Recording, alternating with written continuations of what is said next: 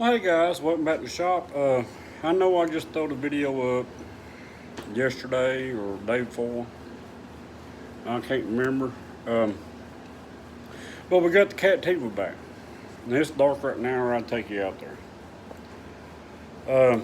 So, crap, I'm trying to find a place. Here we go. So,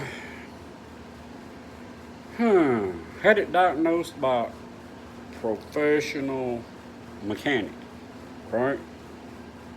All right, so what they did, they went out there, done an electronic or electrical thing, plugged into the computer, troubleshoot all that, and it kept throwing codes. Here we go. Let me get my piece of paper here. Right now, I trust the guy that owns the shop. I don't trust the mechanics that work in that shop. All right, so here's our codes. A P0011, intake camshaft position timing over advanced. P0014, exhaust camshaft position timing over advanced. P0016, crankshaft position correlation bank 1 sensor A. Anybody know what that means? I don't. P0089, fuel pressure regulator performance. All right, well, I just replaced the fuel pump, fuel pressure regulator, all that stuff is built into it. Not sure what that is. P0101, mass airflow circuit range performance.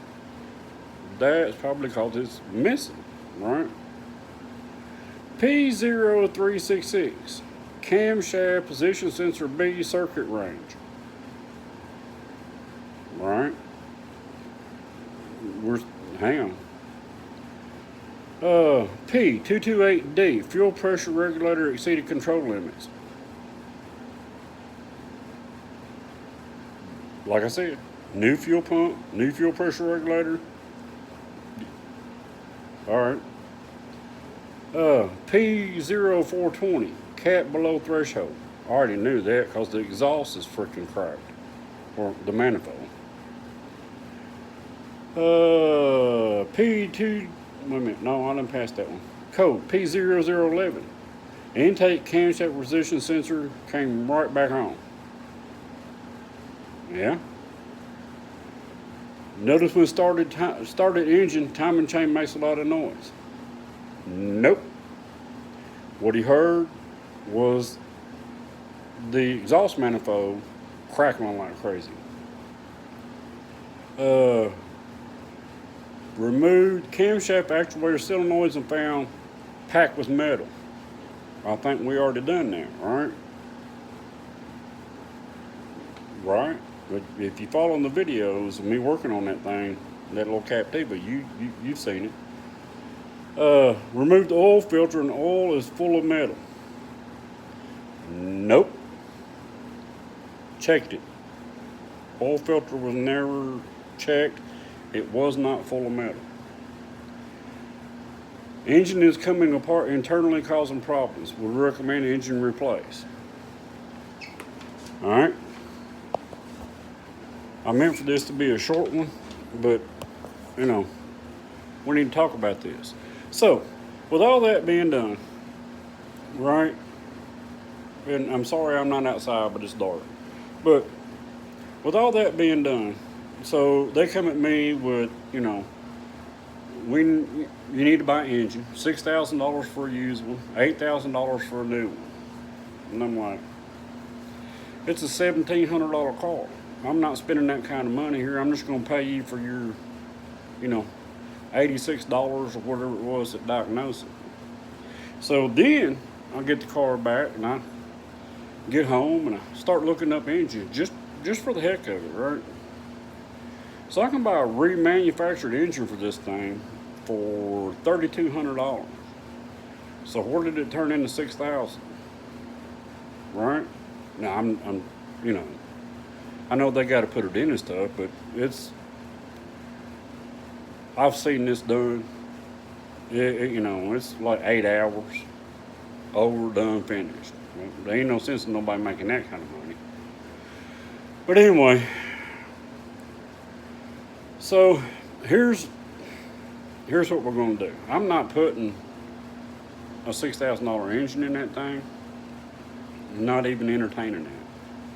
Here's honestly what I think. Since I mean, there was a fuel issue. If you watch the videos of me working on that thing and trying to troubleshoot it, and I was having trouble uploading stuff, but you got the gist of what was going on.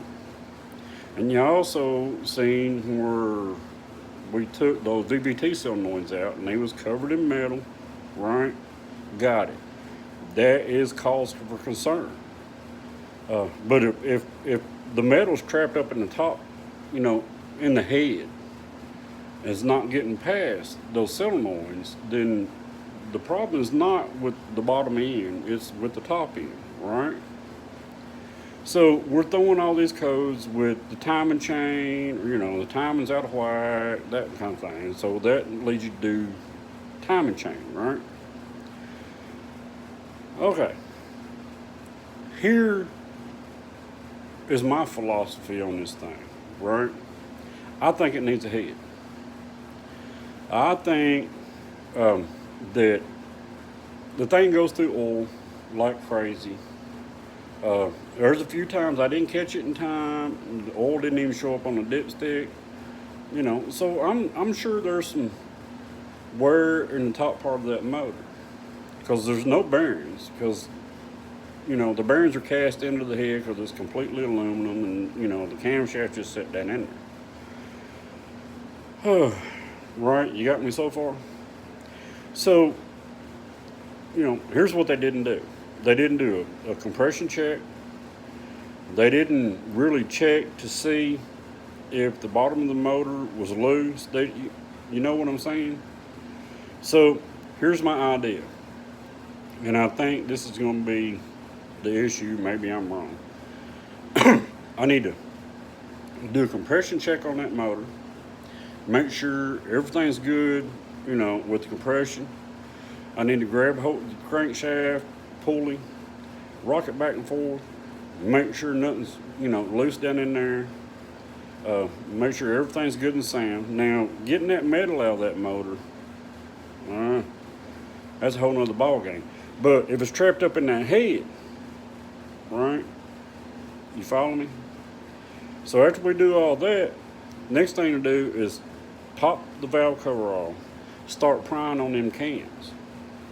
And if we got a lot of play up in the front where the timing chain comes around those timing gears, and that cam's just sitting there doing this, there's the problem. The whole saddle on those cams were, you know, bearings or whatever you want to call them, is wore out. So the head itself is remanned, $700, and I think to get everything done is like $785, something like that. I'm okay with that. I'm not okay with a $6,000 to $8,000 motor in a you know a $1,700 car. That just ain't gonna happen. But anyway, in the next few weeks, man, we're gonna pull that thing apart because I gotta know. I mean, even if it's junk, I need to know because the thing when you're driving it up and down the road, 65, 70 mile an hour and running, that thing is strong. It runs fine, no problems whatsoever. When it gets warm and you stop, oh, it don't like that crap. It goes to hiccuping and stuff like that and shuts down. So anyway, that's what I'm going to do. I'm not going to do it for a few weeks, man, because I really want to get back on that C10, man. At least get the exhaust started. You know what I'm saying? I've been promising that stuff forever. You know, I need to get on it. But anyway, if, you know, y'all think I'm on the right track of trying to figure this out, because I'm telling you, man, the car runs great.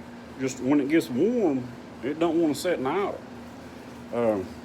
Now, the metal situation, cause for concern. But if it's contained in that head, and find out that, you know, the cam bearings are wore out, or whatever you want to call that stuff, replacing the head should take care of all that metal, right? But anyway, there's my plan. I'm going to try to stick to it. I'm going to go back, you know, this weekend. I'm going to try to take that exhaust off of that C10 and start working on that, just because y'all been waiting forever and I keep promising it. But anyway, y'all have a, you know, a good night or good day whenever you see this. Hope things are treating you right and hope things are good in your life. But chime in. You know, let me know. Is what I'm saying make sense, or am I just deluded? Anyway, y'all take care, man. I'll see you on the next one.